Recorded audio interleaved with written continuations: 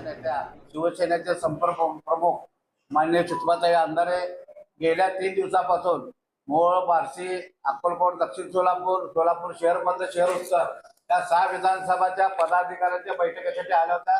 पक्ष वाढवण्यासाठी या सोलापूर शहरातील महिला आघाडी असू द्या, कामगार सेना, युवा सेना आणि शिवसेना सक्षम करण्यासाठी त्या राज्यभर फिरत असतात. आपण टीव्हीच्या माध्यमातून बघतो काही राज्याचे सगळे सगळे विषय हाताळत असतात. महाराष्ट्र शासन असू दे, केंद्र शासन असू दे, दिल्लीतल्या जंतर मंतर आंदोलनात सुद्धा काही तिथं सोनम वांगचुकला भेटून विद्यार्थ्यांना पाठिंबा देण्याचं काम त्यांनी केलेलं आहे. आणि पक्ष प्रमुख उद्धव साहेब ठाकरेंचा हात बळकट करण्यासाठी ते राज्यभर फिरत असतात. परंतु आज सोलापुराचा भ्रष्टाचार, महापालिकेचा भ्रष्टाचार असू द्या, महाराष्ट्र शासनाचा भ्रष्टाचार असू द्या किंवा पालकमंत्री कशा पद्धतीने वागतात, त्याचा मुख्य विषय आहे पालकमंत्र्यांचा भ्रष्टाचार आणि त्यांची वागण्याची पद्धत. आणि इथं दादागिरी करून सोलापूरला लुटून न्यायचं काम जे त्यांनी केलेलं आहे, त्या सर्व विषयाचा आम्ही ताईंना म्हणजे असं सांगणं आम्ही लहान पडतो. परंतु ताई राज्य देशाचे विषय हाताळत असतात. चांगल्या पद्धतीनं तुमच्या समोर पत्रकार परिषदेला सुरुवात होते. जय महाराष्ट्र. गेली 3 दिवस महाराष्ट्रामध्ये विशेषतः सोलापूर जिल्ह्याची संपर्क प्रमुख म्हणून असणारी जबाबदारी, याच्या आधीच्या बैठका आपण फक्त सगळ्यांच्या मुलाखती आणि त्या संदर्भात असणारी एकूण पक्षाची काय स्थिती आहे यावर आपण त्या मुलाखती आधारित घेत होतो. मात्र आता यावेळेला आपण ज्या संपूर्ण नेमणुका केलेल्या आहेत आणि त्या नेमणुकीनंतर गेल्या 2 महिन्यातला एकूण संघटनेचा आढावा घेण्यासाठीचा हा 3 दिवसांचा दौरा आयोजित केलेला, ज्याच्यामध्ये पहिल्या दिवशी मोहोळ आणि बार्शी विधानसभेची बैठक झाली. आपल्याला कल्पना असेल की फुटीर खासदार ओमराजे निंबाळकर यांचा लोकसभेचा जो काही भाग होता, जिथून आम्ही त्यांना निवडून दिलेला आहे, तो भाग बार्शी आहे. आणि बार्शीतनं जे मताधिक्य दिलेलं आहे, कारण बार्शीतूनच पक्षाचा एक आमदारही निवडून आलेला आहे. आणि या ठिकाणी प्रवीण काकडे यांची जिल्हा प्रमुख म्हणून नियुक्ती झालेली आहे. प्रवीण काकडेंनी त्या बैठकीमध्ये ओमराजे निंबाळकर यांच्या निषेधाचा ठराव मांडलेला आहे. आणि येणाऱ्या काळात ओमराजे निंबाळकर असतील किंवा जो कोणी संघटनेच्या आड येईल त्याला तितक्याच ताकदीने विरोध करण्याची भूमिका बार्शी आणि मोहोळ मधून घेतली जाईल. त्या संदर्भात पदाधिकाऱ्यांना सूचना दिलेल्या आहेत. पदाधिकाऱ्यांच्या नियुक्त्यांचा अगदी खुल्या पद्धतीने बैठकीमध्ये चर्चा करून काही नावं काढलेली आहेत, ज्याची नावं यथावकाश सामनामधनं 1-2 दिवसामध्ये प्रकाशित होतील. काल सोलापूर मध्य आणि उत्तरची प्रतापभाऊ चव्हाण जिल्हा प्रमुख आणि महानगर प्रमुख धाराशिवकर यांच्या उपस्थितीतली कालची बैठक इथल्याही बऱ्यापैकी शिवविधी सेना, शिक्षक सेना, डॉक्टर सेल, विद्यार्थी कक्ष या सगळ्या विंग्सची बैजवार चर्चा झालेली आहे आणि त्याच्याही नियुक्त्या सामनामधनं येतील. संध्याकाळी सोलापूर दक्षिण मधलं संपर्क कार्यालयाचं उद्घाटन आणि त्यानंतर अक्कलकोट मधली बैठक संपन्न झालेली आहे. आणि आज पुन्हा माढा, करमाळा, कुर्डुवाडी, सांगली आणि पंढरपूर, सांगोला या भागातल्या बैठका होत आहेत. हे सगळं करत असताना मला याची कल्पना आहे की सोलापूरमध्ये एकेकाळी जी शिवसेनेचं एक प्रचंड मोठी ताकद होती आणि काय पद्धतीने त्याला म्हणजे काय म्हणता येईल, कुंपणानं शेत खाल्लं म्हटल्यासारखं काही लोकांनी आतनं जी कीड लावायला सुरुवात केली, ती सगळी कीड आणि त्याच्यावर आता कीटकनाशक फवारणी ही पुन्हा व्यवस्थित सुरू आहे. मला विश्वास आहे की नवनियुक्त जिल्हा प्रमुख ही जी सगळी मंडळी आहेत, काल विशेषतः पूर्ण सोलापूरचं सहसंपर्क प्रमुख पद जे आहे, म्हणजे मी आणि इथले जिल्हा प्रमुख या सगळ्यांमध्ये एक दुवा असावा म्हणून दत्ता माने यांची सर्वानुमते सहसंपर्क प्रमुखपदी निवड झालेली आहे.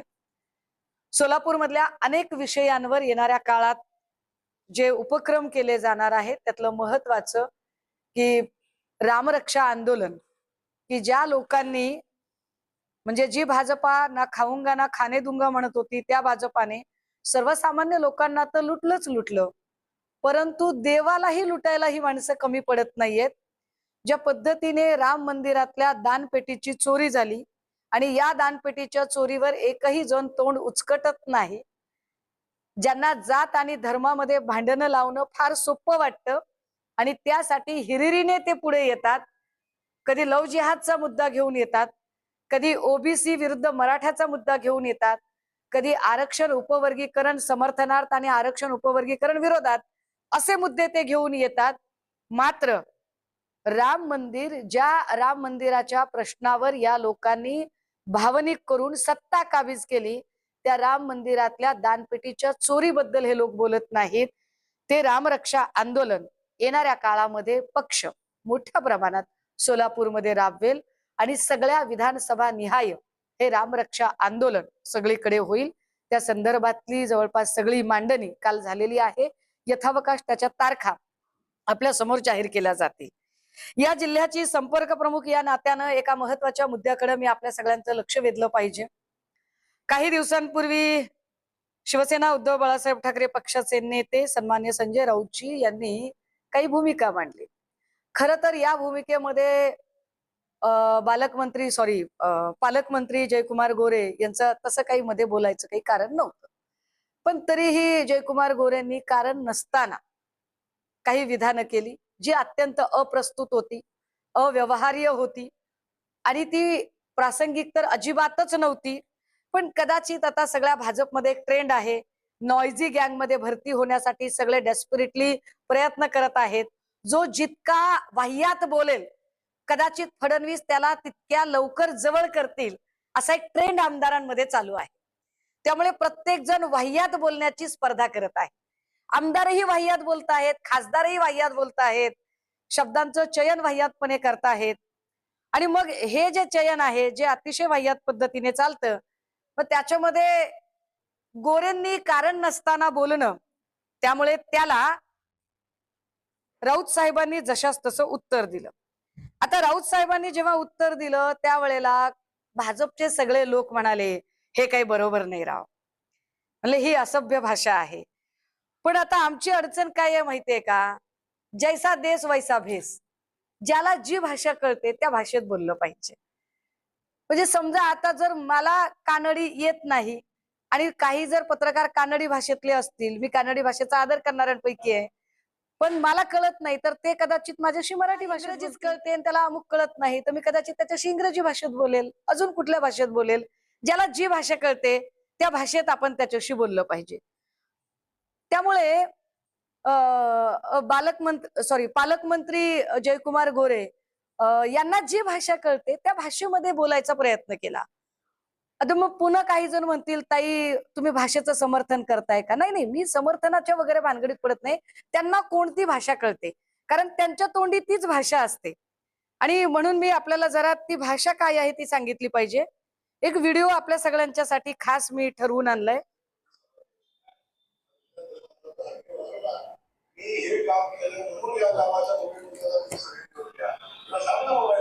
हे चालू नाहीये का?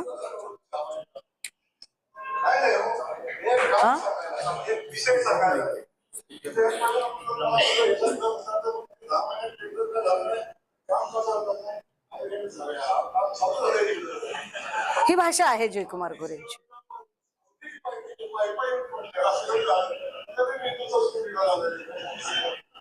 नाही, हा व्हिडिओ मी आपल्याला पर्सनली ग्रुपवर टाकेन, जो आपल्या प्रत्येकाला मिळेल. गोरेंच्या 2 मिनिटाच्या या क्लिप मध्ये किती शिव्या आहेत, त्यामुळे गोरेंची भाषा जर ही असेल तर त्याला त्या भाषेत उत्तर देणं अत्यंत स्वाभाविक आहे. ते उत्तर श्री संजय राऊत यांनी दिलेलं आहे, याच्यापेक्षा त्याच्यावर वेगळं काही बोलायची गरज नाही. पण संजय राऊत हे सगळं झाल्यानंतर आता गोरे कोण आहेत हे मी काल सांगितलं की मला गोरे कोण आहेत हे चांगलं माहित आहे. त्यामुळे गोरे कोण आहेत हे मी पुन्हा एकदा बैजवार सांगितलं पाहिजे. चारुशिला मोहिते यांचं प्रकरण महाराष्ट्राला माहित आहे. चारुशिला मोहिते नावाच्या महिलेला स्वतःचे नग्न फोटो पाठवले म्हणून या प्रकरणामध्ये जयकुमार गोरे यांच्यावर पोलीस कंप्लेंट झाली. नंतर त्या पोलीस कंप्लेंटचं बरेच काही गोष्टी झाल्या, महाराष्ट्राला माहित आहे की मग त्या महिलेला एका खंडणीच्या प्रकरणामध्येच गुंतवण्याचाही प्रयत्न झाला. आता ती महिला त्यातनं बाहेर आहे. काल पुन्हा त्या बिचारीला खूप प्रेशराईज केलं जात होतं. काल जेव्हा मी त्याच्यावर बोलले त्यावेळेला पुन्हा एकदा तिला खूप प्रेशराईज करणारे कॉल येत होते. आता या सगळ्या प्रकरणामध्ये माध्यमांनी 1 कोटी रुपये आणि चारुशीला मोहिते यांना दाखवलं खरं, ते सगळीकडे दिसलं. पण ऑनरेबल कोर्टाची निरीक्षणं कदाचित माध्यमांनी नंतर दाखवली नाही. जे महत्वाचं निरीक्षण आहे की या कुठल्याही फ्रेम मध्ये ती बाई पैशाला हात लावते, पैसे घेते किंवा पैसे मागताना दिसते असं कुठेही चित्र दिसत नाही. हा पहिलं निरीक्षण कोर्टाने नोंदवलेलं आहे. एक दुसरं निरीक्षण कोर्टाने नोंदवलेलं आहे. त्यात कोर्टाने असं म्हटलंय की सगळं खरं, पण मुळात हे 1 कोटी रुपये गोरेंकडे आले कुठून? हे कोणाचे 1 कोटी रुपये आहेत जे अजून कोर्टातही जमा झाले नाहीत? जयकुमार गोरे याच्यावरती उत्तर देतील का की 1 कोटी रुपये नेमके तुमच्याकडे आले कसे, कुणाचे पैसे आहेत, कुठून आलेले पैसे आहेत? या पैशाचं उत्तर त्यांनी दिलं पाहिजे. बरं, हे सगळं करताना याच सगळ्या प्रकरणामध्ये आता अजून एक प्रकरण त्यांच्यावर होतं. एका दलित माणसाची मृत व्यक्तीला जिवंत दाखवत त्याच्या खोट्या बनावट सह्या करत जागेचे सातबारा नावावर करून घेतला. त्यात जयकुमार गोरे यांच्यावर अॅट्रॉसिटी दाखल आहे. गोरेंनी ते बोललं पाहिजे की तुमच्यावरच्या अॅट्रॉसिटीचं काय झालंय. बरं, ही अॅट्रॉसिटी तुम्ही म्हणाल मी खूप जुनं काढलंय का? नाही, मी अजिबात, आपण असलं काय जुना कार्यक्रमच करत नाही, माहितीये का. 6/3/2025 6 मार्च 2025 त्याच्यामध्ये 3 फेब्रुवारी 2026 ला एक तारीख आहे. आणि विशेष म्हणजे या सगळ्या प्रकरणामध्ये 8/5/2026 ला नॉन बेलेबल वॉरंट जाहीर झालं जयकुमार गोरेसाठी. 8 मे 2026. आत्ता जून महिन्यात 8 तारखेला काय गोरे, अहो काय पालकमंत्री आहे का, कोण आहे तुम्ही? तुमच्या नावानं समन्स निघायला लागले. हे समन्स रद्द होण्यासाठी त्यांनी प्रयत्न केले, त्याच्यासाठी त्यांचा अर्ज वगैरे झाला, त्यांची बेल ऍप्लिकेशन फेटाळली गेली. ह्या सगळ्यांवर गोरे कधी बोलणार आहेत का? म्हणजे तुम्ही बघा, एखाद्या माणसाला एखाद्याने फसवलेलं असू शकतं. आपण असं गृहीत धरू की चारुशीला मोहितेने जयकुमार गोरेंना फसवलं किंवा अडकवलं. मृत व्यक्तीने कसं काय फसवलं असेल बरं? मृत व्यक्ती, मग त्याचं काय झालं? त्याच्या जमीन हडपेचा केस काय झालं बरं? ही केस कोर्टात आहे, ह्याचं समन्स आहे. मी तुम्हाला जून महिन्यातली गोष्ट सांगते. ही जून महिन्यात घडलेलं हे सगळं आहे. ही समन्सची कॉपी आहे. याच्यामध्ये स्पष्टपणे सांगितलेलं आहे आरोपी क्रमांक 1, 3, 4 हजर त्यांचे वकील हजर मूळ फिर्यादी, 260 आरोपी क्रमांक 2 तर्फे गैरहजेरीचा माफी अर्ज, त्यावर सरकारी वकिलांनी कोणतीही हरकत न घेतल्याने सदर अर्ज मंजूर करण्यात आला. सरकारी वकिलाने त्याच्यात हरकत घेतली नाही. आता सरकारी वकिलांनी का हरकत घेतली नाही हा एक पुन्हा संशोधनाचा मुद्दा आहे. पण क्लिअर कट मंत्री असणाऱ्या माणसावर, म्हणजे जी भाजपा सांगते की हम बडे बेदाग है, मेरा कफन तुम्हारे कफन से बहुत ज्यादा सफेद है, तर त्या भाजपने ह्या सगळ्यांची उत्तरं दिली पाहिजे की यार तुमच्या मंत्र्यांवर काय काय डाग आहेत ते बघा, याच्यावर बोला. त्यांच्या टॅटोधारी भक्तीनी काही पावाचा तुकडा खाऊन भुंकणारे बोललं पाहिजे. या सगळ्या लोकांनी बोलत नाहीत चला हे सगळे. बरं जाऊ दे. बघा गोरेंवर केसेस किती आहेत सध्याच्या. मी तुम्हाला जर त्या केसेस जर सांगितल्या ना, काय माणसाला मंत्री केलंय भाजपने, भाजपची काय मजबुरी असेल की भाजपमधली जी जुनी माणसं आहेत त्यांना भाजपने संधी दिली नाही. काँग्रेसमधनं एक माणूस आयात केला जातो. जयकुमार गोरे काँग्रेसमध्ये होते, म्हणजे काय ते सांगतात भाजपचे काही लोक, तुम्ही अमुक, मी तर कुठल्या पक्षात गेलेच नाही कधी सोडा. पण बाहेरून आलेल्या माणसाला मंत्रीपद देताना त्या माणसाचा पोर्टफोलिओ काय होता, भाजपकडे कोण किती भ्रष्टाचार केला त्यावर त्याची पोस्ट किती मोठी ते ठरते. बघा, दहिवडी पोलीस स्टेशन, गुन्हा रजिस्टर नंबर 54/94, कलम काय आहेत 324, 342, 323, 504, 506, 34. बरं, दहिवडी पोलीस स्टेशन मध्ये 29/94 गुन्हे कुठले दाखल आहेत 323, 506. दहिवडी पोलीस स्टेशन मध्येच 03/2007 कलम काय आहेत? 188 बीपी ऍक्ट कलम 37 1-3 135. दहिवडी पोलीस स्टेशन मध्येच 92/2009 कलम काय लागली आहेत? 307 343 420. असं एक कलम आहे का की जे गोरेवर लागलेलं नाहीये? मी ऑन रेकॉर्ड बोलते. हा, गोरेंना माझ्या या सगळ्या प्रश्नांवर उत्तरं द्यायची असतील तर गोरेंनी फक्त एवढं लक्षात ठेवायचं की दुसरा एपिसोड मला उघडायला भाग पडायचा नाही. मी लगेच दुसरा एपिसोड उघड करेन. हा, मी जरा पुढचा जरा गुन्हा वाचून दाखवला पाहिजे. दहिवडी पोलीस स्टेशन मध्येच 7/2010 कलम काय आहेत? 188 बीपी ऍक्ट हे वाचून झालं. दहिवडी पोलीस स्टेशन मध्येच 22/2010 188 बीपी ऍक्ट कलम 37. दहिवडी पोलीस स्टेशन मध्येच 160/2013 कलम 141 143 147. दहिवडी पोलीस स्टेशन मध्येच 161/94 कलम काय आहे? 452 323 504 506 34.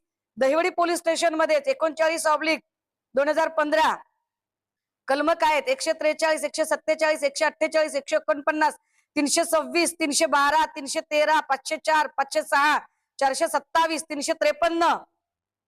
दहिवडी पोलीस स्टेशन मध्येच 24/2020 गुन्हा दाखल आहे. कलम काय आहेत?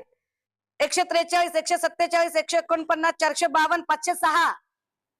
दहिवडी पोलीस स्टेशन मध्येच अदखलपात्र गुन्हा दाखल आहे. कुठला आहे? 245/94 भारतीय दंडविधान 504 506. म्हसवड पोलीस स्टेशन मध्ये गुन्हा दाखल आहे 16/2015 भारतीय दंडविधान कलम 452 504. म्हसवड पोलीस स्टेशन मध्ये अजून एक गुन्हा दाखल आहे 37/2015 भारतीय दंडविधान संहिता क्रमांक 323 504 506 सह आर्म ऍक्ट कलम सुद्धा लागलेला आहे. बरं, मिरज पोलीस स्टेशन मध्ये गोरेंवर गुन्हा दाखल आहे. मी कुंडली वाचते गोरेंच्या. मी गोरेंना ओळखते. मी गोरेंना खूप चांगली ओळखते. मी गोरेंची कुंडली वाचते. मिरज पोलीस स्टेशन मध्ये गुन्हा दाखल आहे 19/2009 भारतीय दंडविधान संहिता क्रमांक 406 409 420. 420 कलम तर ज्याला फार कायद्याचा अभ्यास नाही त्यालाही कळतं 420 कुणाला म्हणतात ते. गोरेंवर कलम आहे 420. मिस्टर जयकुमार गोरे 420. ठीक आहे. आता हे 420 कलम आहे. 420 465 468 120 ब 34 वगैरे. मिरज ग्रामीण मध्ये एक गुन्हा दाखल आहे 24/2000 भारतीय हत्यार अधिनियमचा त्याच्या संबंधाने गुन्हा दाखल आहे. इस्लामपूर मध्ये पण गुन्हा काय कीर्ती आहे राव, काय कीर्ती आहे. म्हणजे असं मीठ मोहऱ्याने दृष्ट काढावी अशी कीर्ती आहे. इस्लामपूर पोलीस स्टेशन मध्ये 185/2002 भारतीय दंडविधान संहिता 143 147 148 149 307 504. सोलापूरकरांना काय काय पालकमंत्री लाभलेले आहेत. चला पुढे. सातारा शहर पोलीस स्टेशन मध्ये पण एक गुन्हा दाखल आहे 803/2016 आणि कलम आहेत भारतीय दंडविधान संहिता 354. 354 कशात लागतं हे मी सांगायची गरज नाही. प्रभू श्रीरामाचा वारसा सांगणारा पक्ष. ज्या प्रभू श्रीरामाने एक पत्नी एक वचनी एक बाणी असा विचार सांगितला होता तिथे 354 कलम आहे या माणसावर. IT ऍक्ट 67 अ. सातारा शहर पोलीस स्टेशन 143/215 भारतीय दंडविधान संहिता क्रमांक 353 342 365 506 34. मी साधारणतः तुम्हाला 19 गुन्हे वाचून दाखवले. दादा हो, पत्रकार सजग पत्रकारांना ही साधी गोष्ट माहिती असेल. एक साधारण 4 ते 5 गुन्ह्यांपेक्षा जास्त गुन्हे जेव्हा दाखल होतात तेव्हा मोकाची फाईल तयार होते. भाजपा अनेक लोकांवर मोका लावायला तयार होते. काय कारण असेल बरं की 19 गुन्हे दाखल असतानाही हा माणूस मंत्री झालेला आहे. बरं, या गुन्ह्यांच्या मी तुम्हाला इसवी सन वाचून दाखवले. तर याच्यातले काही गुन्हे हे आधीच्या पक्षात असताना पण दाखल आहेत. म्हणजे माझा पक्ष किंवा आधी महाविकास आघाडी काँग्रेस सत्तेत असताना काँग्रेसमध्ये सत्ताधारी आमदारांवर गुन्हे दाखल करण्याची मुभा पोलीस स्टेशन्सना होती. हे फार विशेष आहे. आणि पोलीस स्टेशनने गुन्हे दाखल करून घेतले. हे गुन्हे सगळे दाखल होते. कदाचित हे गुन्हे दाखल होते म्हणून गोरेंनी भाजपकडे उडी मारली का? कदाचित हे गुन्हे दाखल होते आणि मोकाची फाईल तयार झाली असती म्हणून गोरे तिकडे गेले का? गोरेंनी उत्तर दिली पाहिजेत. कारण गोरेंना मी छान ओळखते, गोरे कुणाला ओळख नसते की एवढे गुन्हे दाखल असणारा. आणि आता मला फडणवीसांनाही मी विचारलं पाहिजे की अशी काय मजबुरी आहे तुमची की ज्यांनी भाजपच्या सत्तेचं वारूळ बांधलं ते भाजपचे जुने जाणते सगळे जुने लोक सोडून तुम्हाला पक्ष बदललेला आणि साधारणतः एवढे गंभीर गुन्हे अंगावर असणारा हा माणूस तुम्हाला मंत्री म्हणून घ्यावा लागला. अशी काय मजबुरी आहे? काय भाजपकडे माणसं नाहीयेत? अहो किती लोकांचे नेते चोरता बरं. चोरताना जरा चांगला तरी माल, असं सेलमध्ये आउटडेटेड झालेला माल काय चोरताय?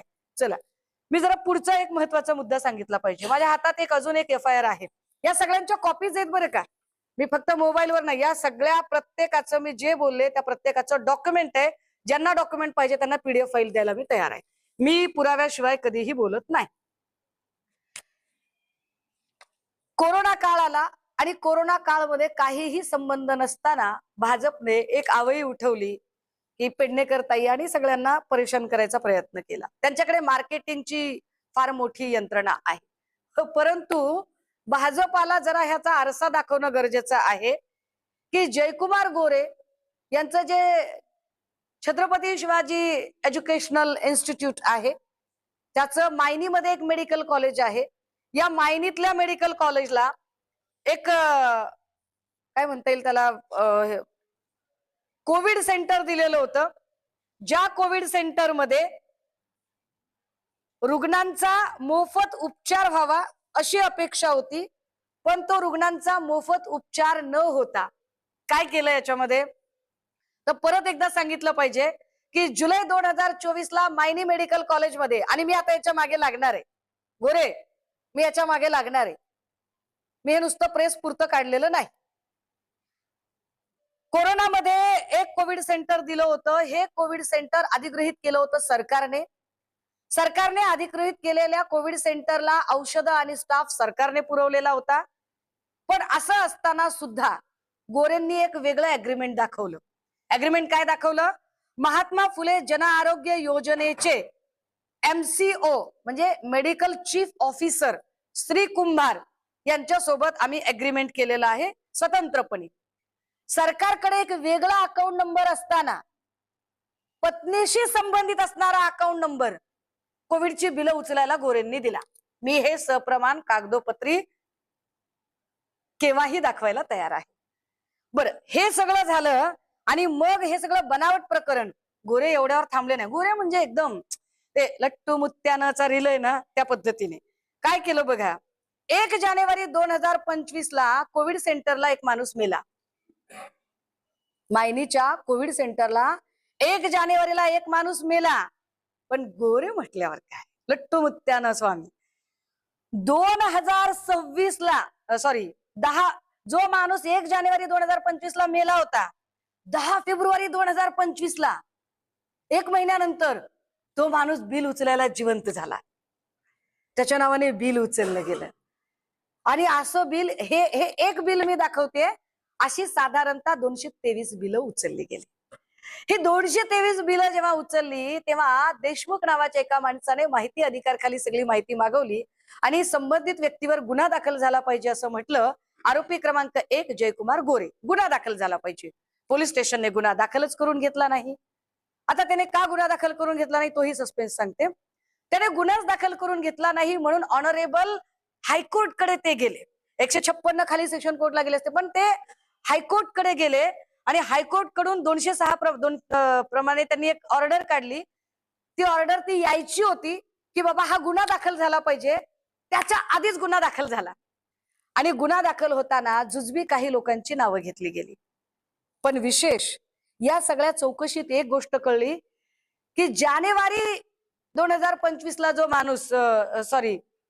एक माणूस दगावलेला दाखवलेला आहे त्या काळामध्ये, आणि जो 1 महिन्याने माणूस जिवंत झालेला आहे, आणि जी बिलं जो करार दाखवलेला आहे MCO मेडिकल चीफ ऑफिसर कुंभार यांच्या सोबतचा, कुंभार या व्यक्तीला शोधून आणण्यात आलं आणि त्यांची साक्ष नोंदवली. तेव्हा त्यांनी सांगितलं मी MCOच नव्हतो आणि मी अशा प्रकारचा कुठला करारच केलेला नाही, माझ्या सह्याच बनावट आहे. आता गोरेंना वाचवण्यासाठी अजून एक प्रयत्न झाला आणि सांगितलं गेलं की नाही, याच्यात गोरेंचा संबंध नाहीये, कोर्टातून ऑर्डर यावी याच्या आधीच तात्काळ पोलीस स्टेशनच्या लेवलला पटापट गोष्टी घडल्या आणि जुजबी लोकांची नावं घेऊन एक FIR दाखल झाली. विशेष याच्यामध्ये चार्जशीट सुद्धा दाखल झाली आणि चार्जशीट मधनं गोरेंचं नाव वगळलं गेलं. पण गोरेंचं नाव वगळणारा पोलीस ऑफिसर जो होता तो कोण होता? तर तो हा होता घनश्याम सोनवणे. हा आहे वडूज पोलीस स्टेशनचा PSI. हा कोण आहे घनश्याम सोनवणे वडूज पोलीस स्टेशनचा?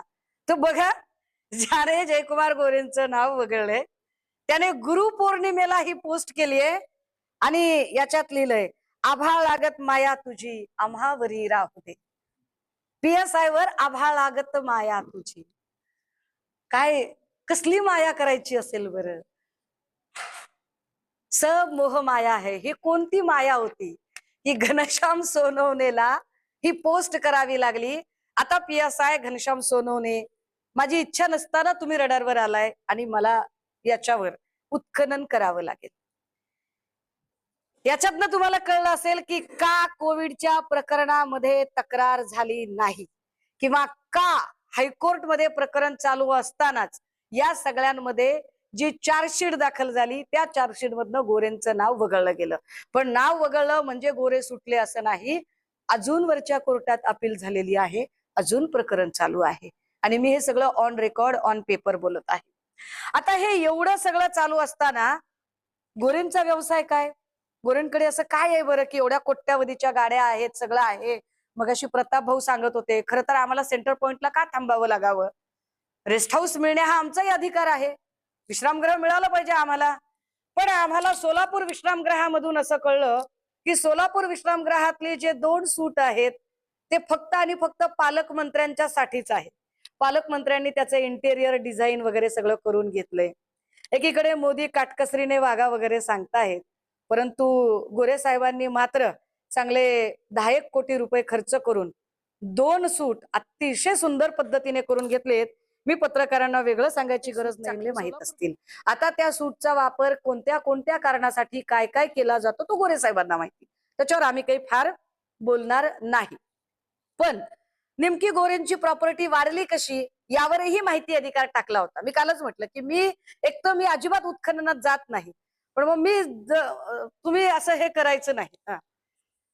तर मग मला असं कळलं की 2019चा एक ITR त्यांनी इलेक्शनच्या निमित्ताने दिलेला होता आणि त्या ITR मध्ये त्यांनी असं लिहिलं की त्यांच्या पत्नी सोनिया गोरे या कमावत्या आहेत आणि त्यांना किती मिळते, तर त्यांना वार्षिक साधारणतः 56 लाखाचं पॅकेज मिळतं. सुहास पाटील ठुम नावाचे हे कोणी ठेकेदार आहेत. कोण सुहास पाटील? कोणत्या काय कामाचा कसला वर्क पोर्टफोलिओ आहे? कोणत्या कामासाठी वार्षिक 56 लाखाचं पॅकेज मिळत होतं? ह्याची कुठलाही वृत्तांत काहीही उपलब्ध नाही.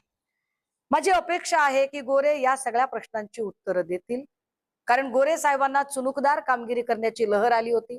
ती चुनुकदार कामगिरी करण्यासाठी मी कसा फडणवीसांच्या गळ्यातला ताईत आहे हे दाखवण्यासाठी जयकुमार गोरेंनी त्यांच्या पद्धतीने गरज नसताना एका वादात उडी घ्यायचा प्रयत्न केला.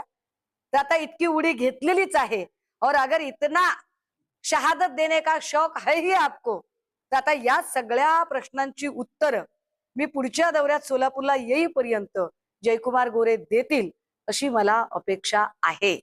आणि हो, मी तरीही या सगळ्यांमध्ये तुम्ही जे वेगवेगळ्या टोल नाक्यांवर जे कलेक्शन करायचात त्याच्यावर मी काहीही बोललेली नाही. ते मी जरा सोडून देते, चहा पाण्याला लागतं मी सोडून देते, मी त्याच्यावर काही फार बोलत नाही. पण हे सगळे जे 19 गुन्हे असताना भाजपने जुने सगळे निष्ठावंत बाजूला सारून एका परक्या जिल्ह्यातला माणूस इथे आणण्यामागे नेमकं काय कारण होतं हे सांगितलं पाहिजे. आणि तुम्ही नाही सांगितलं तर महात्मा फुले जन आरोग्य योजनेचं फक्त सोलापूर किंवा साताऱ्यात नाही तर उभ्या महाराष्ट्रात काय झालं याचा रिपोर्ट मी तुम्हाला देईल. बोला.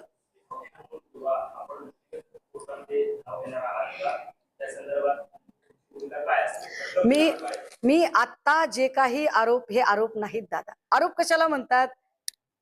जे कपोलकल्पित गोष्टी आहेत. मी तुम्हाला एक सॉलिड आणि व्हॅलिड डॉक्युमेंट दाखवलं. एक दुसरं असं की आपण काही न्यायालयीन भूमिका घेणार का आपण असं म्हणताय, तर याच्यातली अनेक प्रकरणं ही न्यायालयात ऑलरेडी चालू आहेत, न्यायप्रविष्ट आहेत. यातल्या कित्येक प्रकरणांमध्ये म्हणजे मी तुम्हाला हेही दाखवलं की कशा पद्धतीने त्यांना अगदी मागच्या महिन्यात समन्स निघाले. अहो, मंत्र्याला समन्स निघणं आणि तेही अशा प्रकरणात निघणं ही लाजिरवाणी गोष्ट आहे.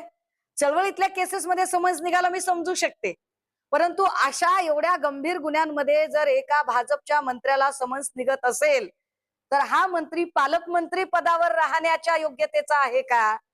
याच्या पालकमंत्री पदाचा राजीनामा का होऊ नये?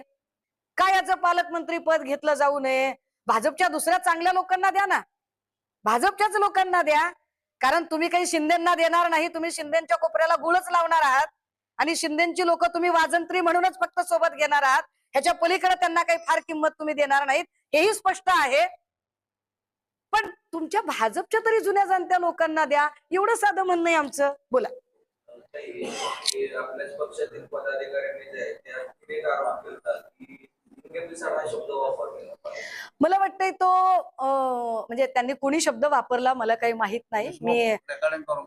मी असले कुठलेही शब्द वापरत नाही. मी फक्त आणि फक्त असं नाही, काही हरकत नाही ना. अरे, आयबीच्या माणसाने रेकॉर्ड केलं पाहिजे. आणि ऐका, आयबीचे दादा, तुम्ही रेकॉर्ड नाही केलं तरी हे सगळं तुम्हाला फाईल मध्ये मिळेल ना. काय खरंच पालकमंत्र्यांना कळत नाही बघा एवढी साधी गोष्ट. त्याच्यासाठी वेगळं रेकॉर्डिंग करायची काय गरज आहे? कुठल्या तरी चॅनल मधलं घ्या ना फुटेज. ते अवघड खेळ आहे राव तुमचं पण. असो, तर हे जे आहे ना, मला वाटतंय 354 वगैरे असे जे काही दादा, मला ना कोर्टाचं निरीक्षण जे आहे ना ते वाचायची ना इथे अक्षरशः मला संकोच वाटतोय तुमच्या समोर. कोर्टाने जे निरीक्षण नोंदवलं ना, ज्या बाईंना अडकवण्याचा प्रयत्न झाला त्या बाईंच्या संबंधाने जे निरीक्षण नोंदवलेलं आहे, ज्या पद्धतीचं निरीक्षण, ते इतकं बिभत्स, इतकं वाईट आहे. पेज क्रमांक 6 वर आहे ते. त्यात आहे काय? हा, मोहिते. तर ते मी वाचू शकत नाही. नाही, अजून एक मोहितेचं प्रकरण असेल तर ते मी वाचू शकत नाही. त्यामुळे ते जे काही शब्द असतील ना ते फार कमी आहेत, खूप कमी तीव्रतेचे ते शब्द असावेत असं मला वाटतंय. मग त्याच्यावर आता काय असो, बोला.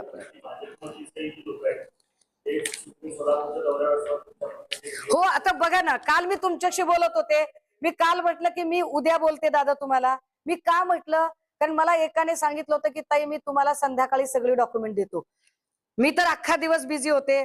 किती डॉक्युमेंट आलेत माझ्याकडे बघा, कुठून कुठून आलेत ते. असतात, आता त्यांनाही वाईट दोष देऊ नये. मला वाटतं की भाजपच्या लोकांनी प्रचंड कष्ट घेतलेले आहेत ही सगळी सत्ता राखण्यासाठी, आणि जर त्यांना जर त्रास होत असेल तर मग ते फार वाईट आहे. हे कोर्टाचं दादा, कोर्टाचा पेपर आहे बरं का हा. कुठलं कोर्ट आहे बघा हे. Anticipatory bail application number 2220 of 216 Jaykumar Bhagwanrao Gore versus state of Maharashtra. Honourable कोर्टाचं निरीक्षण. मी म्हणजे मला खरंच ह्याच्यात संकोच होतोय की हे किती वाईट निरीक्षण आहे. याच्यातला मुद्दा क्रमांक 9 आहे. I have perused the obscene image which were sent to the cell phone of the complainant as per the submissions of learned APP. The images were received by the complainant and it appears that the images were sent from the cell phones mentioned herein. The image do not show the actual act of sexual intercourse but are of erected penis with hand. मला वाचायला लाज वाटते पुढे. हे कोर्टाचं observation आहे. सोलापूरचे पालकमंत्री जयकुमार गोरे यांच्याबद्दल ऑनरेबल कोर्टाने हे लिहिलंय, तरी सुद्धा फडणवीस साहेबांना गोरेंनाच मंत्री ठेवायचंय. अरे का पक्षाची पत घालवायला लागलात? जो पक्ष एकेकाळी अडवाणी वाजपेयींच्या विचारांनी भारावलेला, सुषमा स्वराज सारखी माणसं ज्या पक्षामध्ये होती, जो तत्वनिष्ठ पक्ष होता, तो पक्ष अशा भ्रष्ट लोकांनी का भरून टाकलाय? आणि म्हणून मी वारंवार म्हणते की वारुळ मुंग्या बांधतात, पण वारुळ पूर्ण झाल्यावर त्यात राहण्याचं भाग्य मुंग्यांना लाभत नाही. मग त्यात राहायला विषारी नाग येतात. भाजपच्या सत्तेचं वारुळ हे RSS आणि भाजपच्या निष्ठावंत कार्यकर्त्यांनी बांधलं, पण वारुळ पूर्ण झाल्यावर त्यात राहण्याचं भाग्य RSS आणि भाजपच्या लोकांना नाही लाभलं. तर त्याच्यामध्ये काँग्रेस, राष्ट्रवादी आणि इतर वेगवेगळ्या पक्षातून जे बलात्कारी आणि भ्रष्टाचारी विषारी नाग आले ते कुंडली मारून बसले. हे वाईट आहे.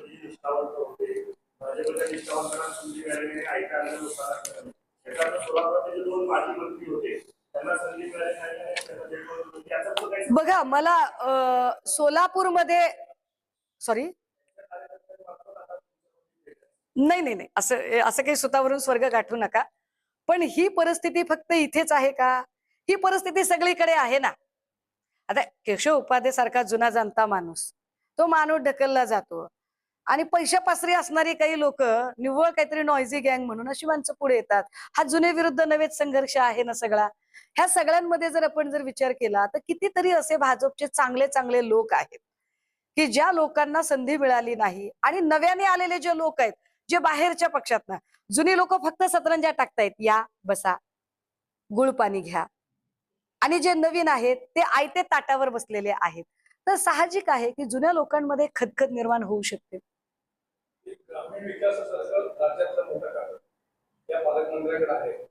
आधार पाटलांनी पण कधी या खात्याचं काम केलं, पण टोटल फेल्युअर ग्रामीण विकासाचं एकंदरीत आपल्या निदर्शनास येतं का? फक्त सोलापूर आणि सातारा जिल्ह्यातच ते कायमस्वरूपी दिसतात, राज्यात कुठं फिरताना दिसत नाही. मी काल एक ऑडिओ ट्विट केलं होतं. मी परत एकदा ती ऑडिओ सांगितले पाहिजे की ग्राम विकास खात्याचा जो कारभार चालतो तो कसा चालतो हे विजय चौधरी जे भाजपचे महामंत्री होते, ज्यांच्या तब्बल 7,500 ऑडिओ क्लिप आता बाहेर आलेले आहेत आणि ती एक एक क्लिप आता व्हायरल होतीये. त्याच्यातल्या काही क्लिप अजून भयंकर आहेत याच्यापेक्षाही, ज्या मी पुण्याच्या किंवा मुंबईच्या पत्रकार परिषदेत नंतर सांगेन. पण स्पेशली जयकुमार गोरेंबद्दलचं काय म्हणणं आहे भाजपच्या लोकांचं ते जरा आपल्याला सांगितलं पाहिजे. चार पद्धती साहेब शांतता घेतो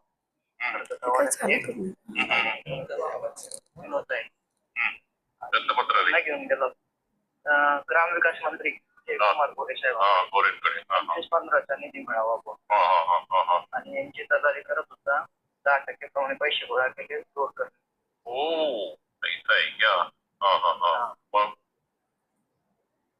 गेले होते मंत्रालयात, गोरे साहेबांनी काही दिले नाही म्हणे, पैसे रोड करणे जमा करून घेतले.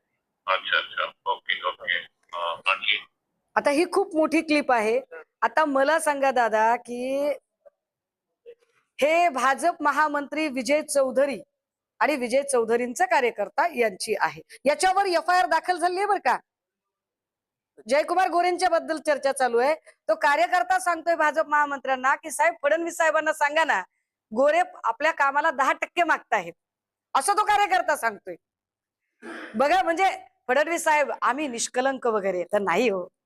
देवेंद्रजी काहीतरी काल परवाही म्हणत होते कुठे इकडे तिकडे रिअल लाईफ मध्ये जात आहे, जरा रिअल लाईफ मध्ये या ना तुम्ही, आणि रिअल लाईफ मध्ये तुमच्या पक्षात काय काय चालू आहे, तुमच्या पक्षातले लोक किती पराकोटीचे भ्रष्ट आहेत, कोरोना काळात तुमच्या लोकांनी काय भ्रष्टाचार केला आहे. जसं मी मागे TATचा एक भ्रष्टाचार सांगितला होता, तर ते सगळं जरा एकदा बघा.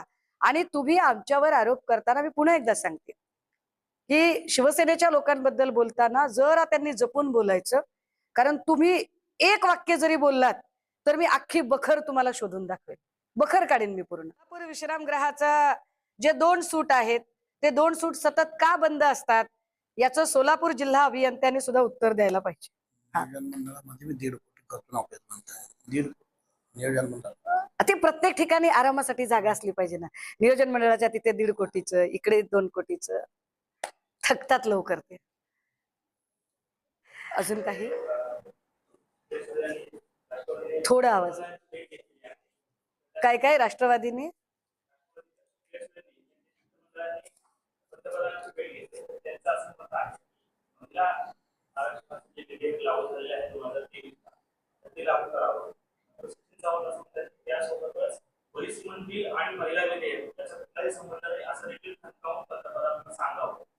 अगदी बरोबर आहे. बघा जे बिल नाकारलं गेलं आणि ज्या बिलामुळे दुखावलेली भाजपा रस्त्यावर येऊन नारी शक्ती वंदन वगैरेची नौटंकी करत होती, खरं तर महिला आरक्षण विधेयक हे आपल्याकडे ऑलरेडी पारित झालेलं आहे. पारित झालेल्या बिलाला आता लागू करत असताना फक्त आणि फक्त सेन्सस आणि या सगळ्या गोष्टींची गरज आहे. पण पारित झालेल्या बिलानंतर त्याला जोडून परिसीमन बिल आणणं आणि महिला आरक्षणाच्या आडून परिसीमन बिल पारित करून घेण्याचा डाव आखणं हा भाजपचा पाताळ यंत्रीपणा आहे. आणि या पाताळ यंत्रीपणाला उघड केलं पाहिजे. निश्चितपणे देशाचे पंतप्रधान म्हणून त्यांना कुणीही भेटायला जाऊ शकतं आणि त्यांनी ते भेटावं, त्याच्याबद्दल काहीच वाद नाही. मात्र परिसीमन बिल आणि महिला आरक्षण या दोन वेगळ्या गोष्टी आहेत. महिला आरक्षण विधेयक पारित झालेलं आहे. परिसीमन विधेयक ज्यांना पारित करायचंय त्यांना जाणीवपूर्वक दक्षिणेचा टक्का कमी करून उत्तरेचा टक्का वाढवायचा आहे. आणि उत्तरेचा टक्का वाढवल्यावर आपण भाजप म्हणून सत्तेमध्ये पुढची अनेक वर्ष राहू शकतो अशा दिवा स्वप्नामध्ये भाजपचे नेते आहेत. मात्र मला असं वाटतंय की जेनजीने यांना यांची जागा दाखवलेली आहे. आणि या भारताच्या इतिहासात एकमात्र हे दुर्दैव आहे की पहिले असे पंतप्रधान आहेत की ज्यांच्याबद्दल आंदोलनामध्ये इतक्या वाईट पद्धतीने लोकांनी त्यांना उत्तर दिली, पण याचा अर्थ लगेचच मोदींनी मैंने तुमको माफ किया. आप होते कौन हो माफ करने वाले? मुळात तुम्ही तुमच्या पक्षाने जे काही सगळं पेरलेलं आहे ते आता उगून येते दाम दुप्पट योजनेने, हे त्यांनी समजून घेतलं पाहिजे. आणि परिसीमन विधेयकाच्या बिलावर तुम्ही सहमती करण्याचा प्रयत्न कराल तर ती सहमती होणार नाही. राष्ट्रवादी काँग्रेसच्या नेत्या आहेत सुप्रियाजी, त्यामुळे त्या गेल्या असतील किंवा अजून कुणीही गेले असतील, त्यांनी कुणीही हे आवर्जून त्यांच्याशी बोलताना सांगितलं पाहिजे की परिसीमन विधेयक आणि महिला विधेयक या दोन वेगळ्या गोष्टी आहेत. राज्यातल्या महायुतीमध्ये कुठेतरी मिठाचा खराब होतोय. अमित शहाच्या बैठकीमध्ये जे आहे ते सुनीता पवार जे आहेत त्या गैरहजर होते. नाही, खरं तर महायुतीमध्ये मिठाचा खडा पडतोय म्हणण्यापेक्षा भाजपमध्ये सुद्धा मिठाचा खडा पडलेला आहे. आपण जर बघितलं तर पंकजा मुंडे यांनी मला आता रिटायर्ड व्हावंसं वाटतंय असं म्हणणं असेल, किंवा वारंवार जर तुम्ही बघितलं तर चंद्रकांत पाटील का बरं गोत्यात येत असतील बोलत असताना, की त्यांना गोत्यात आणण्याचा प्रयत्न केला जातोय ठरवून, हे फार विचार करण्यासारखं आहे. चंद्रशेखर बावनकुळे ज्यांना सातत्यानं असं वाटतंय की कधी एकदा फडणवीस केंद्रात जातील आणि कधी एकदा मुख्यमंत्री पदाची माळ माझ्या गळ्यात पडेल, यासाठी बावनकुळे अक्षरशः बाशिंग बांधून तयार आहेत. पण त्यातला जो सुप्त संघर्ष आहे तो सुप्त संघर्ष लपलेला नाही. राष्ट्रवादी काँग्रेसचं असणारं अर्थ खातं हक्काचं आहे. खाते वाटपामध्ये दिवंगत लोकनेते अजितदादा यांनी अर्थ खातं सांभाळलेलं होतं, त्यामुळे ते अर्थ खातं हे राष्ट्रवादीच्याच वाट्याला जायला पाहिजे. पण त्या राष्ट्रवादीवर भाजपा ज्या पद्धतीने कुंडली मारून बसलेली आहे हे भयंकर आहे. म्हणजे भाजपा कोणालाच अजिबात वर येऊ देत नाही. आणि भाजपा जो मेरा है वो मेरा है और जो तेरा है वो भी मेरा है, या न्यायाने जे भाजपाचं चाललेलं आहे ते अत्यंत वाईट आहे. राहिला प्रश्न शिंदेच्या लोकांचा, तर मी जसं म्हटलं की त्यांचा वापर फार तर वाजंत्रीकार म्हणून आहे. परिसीमन बिलासाठी काही खासदार गरजेचे आहेत, त्या हिशोबाने जे काही चाललेलं आहे त्यांचं असं काही फार मोठा से आहे, फार मोठं काही म्हणणं आहे, ते म्हणणं आपल्याला दिसत नाही. कारण तुम्ही बिलच्या प्रकरणात बोलत नाही, अजित पवारांच्या प्रश्नावर बोलत नाही आणि त्यावर बोलत नाही. समाज केल्यापेक्षा कामातून आपली नवीन ओळख निर्माण करा असं म्हणतात. मला वाटतंय मी महिला राजकारणी म्हणून सुद्धा, म्हणजे निव्वळ राजकारणासाठी राजकारण नाही तर महिला राजकारणी म्हणून अत्यंत जबाबदारीने हे मांडलं पाहिजे की गुंगी गुडिया अशी जी टीका होती ती याच्या आधी दिवंगत लोकनेत्या आणि या देशाच्या पहिल्या महिला पंतप्रधान आदरणीय इंदिराजी यांच्याबद्दलही केली होती. पण त्याला उत्तर न देता इंदिराजींनी आपल्या कामातनं उत्तरं दिली. आणि 71ला जेव्हा बांगलादेश वेगळा झाला पाकिस्तानमधनं, किंवा आण्विक चाचणी ज्या ताकदीने त्यांनी केली किंवा ज्या पद्धतीने त्यांनी ठणकावून अमेरिका असेल किंवा पाकिस्तान असेल यांना आंतरराष्ट्रीय संबंधात, जे अजूनही आमच्या पंतप्रधान मोदींना जमलेलं नाही एवढी मार्केटिंग करून, मोदींपेक्षा 10 पट अधिक ताकदीने काम हे इंदिराजींनी केलं होतं. अगदी त्याच पद्धतीने निश्चितपणे सुनेत्रा वहिनी कामगिरी करू शकतील का याच्यासाठी थोडा काळ आपण वाट बघूया. घाईघाईने जजमेंटल होण्याची गरज नाही. पण त्याला जोडूनच अजून एक गोष्ट की बीडच्या संबंधाने मात्र, कारण मी स्वतः बीडची लेकमाता आहे, त्यामुळे मला बीडची परिस्थिती बऱ्यापैकी चांगली माहीत आहे. त्यामुळे बीडच्या संदर्भाने निर्णय घेताना खूप कठोर पद्धतीने निर्णय घ्यावे लागतील. राज्याच्या, आता महिला म्हणून नाही, आता राज्याच्या उपमुख्यमंत्री म्हणून आदरणीय सुनेत्रा वहिनींना आमची विनंती असेल की कृपया किमान बीड बद्दलचे निर्णय घेताना तरी तटकरेंना थोडं बाजूला ठेवा. कारण तटकरे हे कटकरेच्या भूमिकेत जास्त जात आहेत का, याचा विचार सुनेत्रा वहिनींनी केला पाहिजे.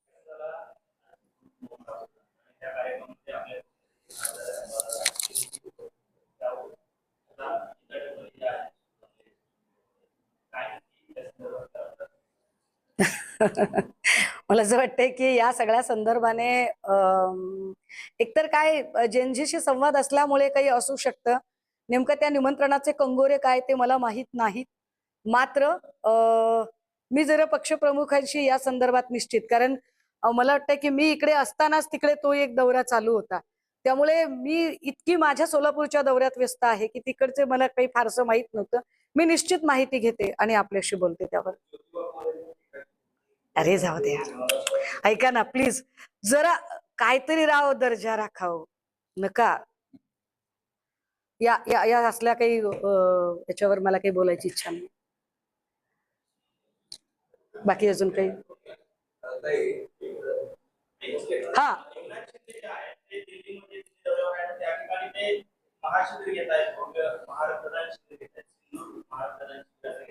येणाऱ्या काळात ते कदाचित तुम्हाला सांगते ऑस्ट्रेलिया किंवा टोरंटो, कॅनडा, कॅलिफोर्निया याही भागामध्ये शिबिरं घेतील. त्यांना शुभेच्छा आहेत माझ्या. कशाच्या संदर्भातलं?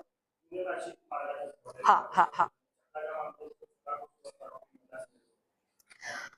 खर तर मी नाशिकचा कायापालट करून दाखवेन. मी नाशिकचे सगळे रस्ते सुधारून दाखवेन. मी पुणे नाशिक महामार्ग सुधारून दाखवेन.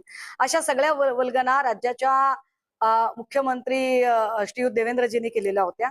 मात्र त्याचा काय बोजवारा उडालाय ते आता सगळ्यांनी बघितलेला आहे. सत्तेचे तांबे असतील किंवा एकूण सगळी मंडळी ज्यांना रोज पुणे नाशिक या सगळ्या रस्त्यावरून प्रवास करायचा, फेस करायचे आणि तिथल्या जनतेलाही फेस करायचे, त्यामुळे आता अडचण अशी आहे की नेमकं भाजप काय काम करतंय.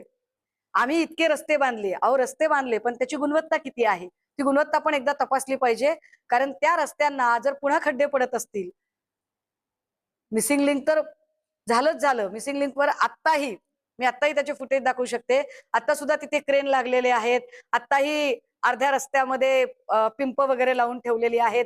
आणि तीच परिस्थिती जर तुम्ही पुणे नाशिकचा भरमसाठ टोल घेता तर तशी सुविधा लोकांना दिली पाहिजे. त्यामुळे या सगळ्या आंदोलनाला निश्चितपणे आम्ही पाठबळ दिलं पाहिजे. ओके, काल बार्शीचे आमदार नव्हते बैठकीला. मला वाटते माझ्या 4ही बैठकांना बार्शीचे आमदार नव्हते. त्या 4ही बैठकांच्या काळात कदाचित त्यांना काही वेगळी महत्वाची कामं असू शकतात. पण हे मी पुन्हा एकदा सांगितलं पाहिजे की शिवसेना हा जो पक्ष, जो हिंदू हृदय सम्राट बाळासाहेबांनी उभा केला होता, या पक्षाच्या रचनेमध्ये सगळ्यात मोठा मान कुणाचा, तर तो शिवसैनिकाचा. पक्ष कोणता मोठा, तर जो संघटनात्मक पक्ष आहे तोच. मला वाटतं याच मुद्द्यावर सन्माननीय कपिल सिब्बल साहेबांनी ऑनरेबल सुप्रीम कोर्टमध्ये युक्तिवाद केला. त्यामुळे विधिमंडळातल्या पक्षापेक्षा संघटनात्मक पक्ष मोठा असतो. त्यामुळे आमदारांपेक्षा सुद्धा जिल्हा प्रमुख हा मोठा असतो. जिल्हा प्रमुख त्या बैठकीला होते. त्यांना काय संदेश द्यायचा आहे तो त्यांचं ते देतील. मला काय संदेश द्यायचा आहे तो मी दिलाय. ठीक आहे, येणाऱ्या काळात माझ्या बार्शी आणि मोहोळच्या जिल्हा प्रमुखाकडून जर काही चूक झाली आणि ती चूक मला जरा जरी जाणवली तर मात्र त्यांना काय संदेश द्यायचा आहे तोही मी देईन. ते इकडे आहे. सर्व पत्रकार बांधवांनी आजच्या कार्यक्रमात उपस्थित राहून, प्रिंट मीडियानी यावेळी उपस्थित राहून सविस्तरपणे सुषमाताई अंधारे यांचं जे आजचं सर्व पत्रकार परिषद आहे ऐकून घेतला त्याबद्दल मनापासून आभार.